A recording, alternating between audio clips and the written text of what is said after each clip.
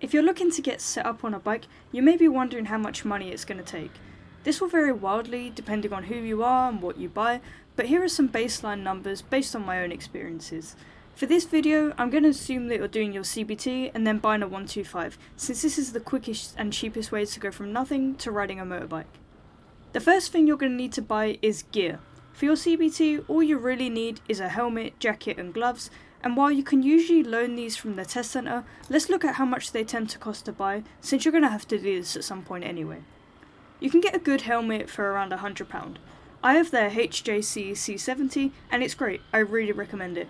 It's quiet, light, has a drop down sun visor, and most importantly it has a 5-star Sharp helmet rating, so it's very protective. If you want to buy a helmet, Google Sharp helmet ratings and type it into their website. They're an independent body that test helmets, so you can get one that's cheaper than that as long as it has a good safety rating. A jacket will probably cost you between £100 and £150. Look for brands like Frank Thomas. They're just as protective as more expensive brands, but they're usually cheaper because their gear doesn't look as fashionable. Gloves are pretty cheap, they can usually be found for around £40 to £50. While this is all you need for your CBT, you should also get some boots and motorcycle trousers, even if you're only planning on riding a moped. Even if you come off a moped at 25 or 30, you're still going to damage yourself if all you're wearing are trainers and denim jeans.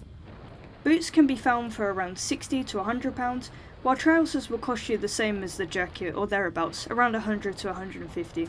Try to get trousers that match your jacket so you can zip them together, but it doesn't matter too much if they don't match. So gear will cost you around £400 to £550, and I spent around £500 on my set.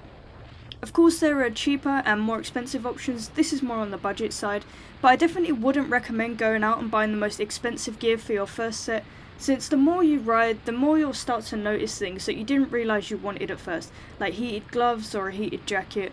I've gone out and bought some winter gloves, which I didn't buy at first because I didn't realise how cold my hands were going to get, and these are things that you just won't know until you start riding. You might buy loads of waterproof stuff because you think you're going to ride in the rain a lot, and then you might realise that you hate riding in the rain and you never use them, and it would just be a waste. And the same, you might go out and buy really expensive, really warm gear, and find that you actually get quite hot when you're riding, and you would have preferred to buy a thinner, lighter summer set of gear. So just get stuff that's protective, don't worry about it being fashionable, and don't worry about all these bells and whistles just yet. Next up is the CBT itself. Depending on where you do this, it will usually cost you around £140. There's not much you can do to get this cheaper, but call a few different centres to get some prices. There might be £10 or £20 between them. The most exciting part is actually buying your bike. If you can, try and buy one in the winter, they tend to be a little bit cheaper, but if you happen to be doing your CBT at the start of summer, then don't worry about waiting the whole year for the sake of £100 or so. But I did my CBT in September, so I just about caught the winter sale, which was really lucky. I paid about £1,400 for my CBF 125, it's a 2014 and it had about 15,000 miles on it.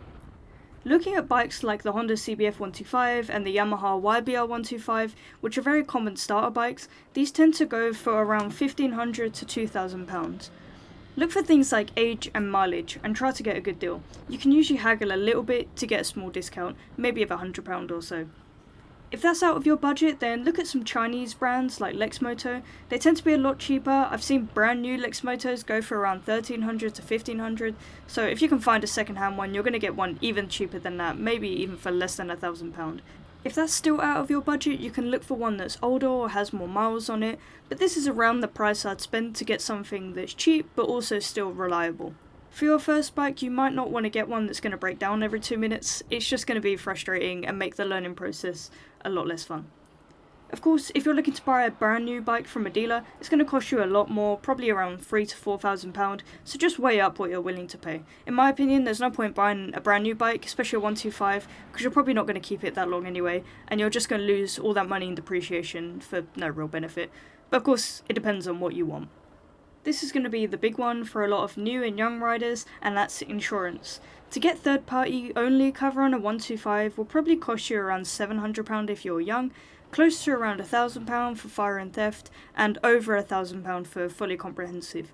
Of course, this depends on where you live, where you're parking the bike, how many miles you're doing, and what you're using it for. So really, you're just going to have to do a quote and see what it comes out as. Try and do some quotes as you're shopping for bikes, so get the number plate, put it into a price comparison site, and make your decision based on that.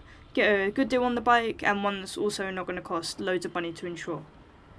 I have a whole video on how to get cheaper insurance, so go check that video out for some tips.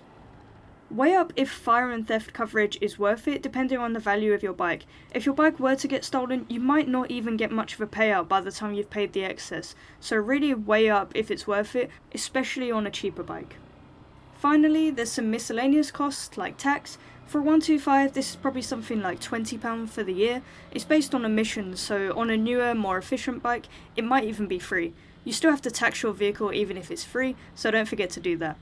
If your bike needs repairs or it needs some work done to it, or a service or an MOT, factor this in too. Hopefully that gave you guys some indication of how much it might cost to get set up on a bike. For me, it cost about £3,000 to go from nothing to having a fully insured bike, a full set of gear, and a CBT. So look for somewhere in that ballpark. Obviously, as with anything, you can go cheaper, you can go more expensive, but hopefully that gives you a rough idea. Let me know if that was helpful and how much you guys would recommend spending on these kinds of things. Stay safe, and I'll see you guys in the next one.